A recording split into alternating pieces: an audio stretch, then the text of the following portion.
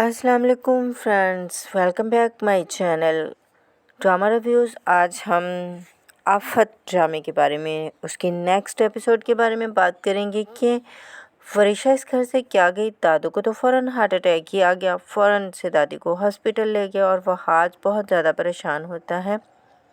वो समझता है कि ये सब उसकी वजह से हुआ है, तो शिफा उसे समझाती है कि ऐसा कुछ नहीं है, मगर वहाज के फादर भी ये कह देते हैं कि वरीशा गई तो मेरी माँ की ये हालत है।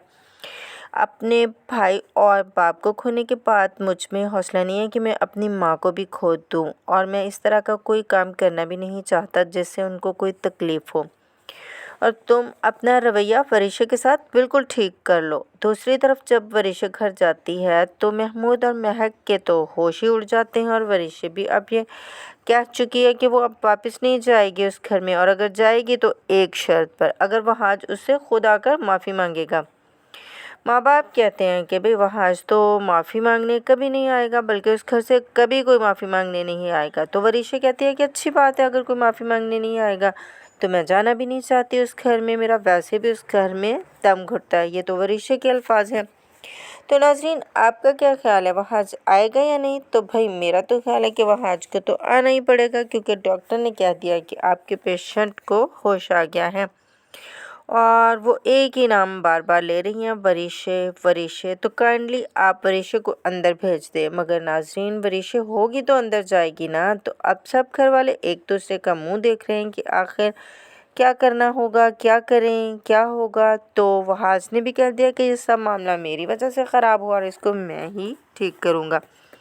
मैं खुद जाऊंगा और वरीशा को लेकर आऊँगा। अपनी दादों के लिए मैं कुछ भी कर सकता हूँ। तो नाज़रीन, दूसरी तरफ वहाज को आता देखकर माँ बाप ने तो वरीशा को रूम में बंद कर दिया, और वरीशा अपनी पागलों वाली हरकतें करना शुरू हो गई। वहाज ने कह दिया कि मैं वरीशा को लेने आया हूँ, जबकि फादर ने कह दिया कि भाई मैं तो बिल्कुल भी नहीं भेजूंगा उसे, इसकी शादी मैं अब अपने भांजे से करवा कर रहूँगा।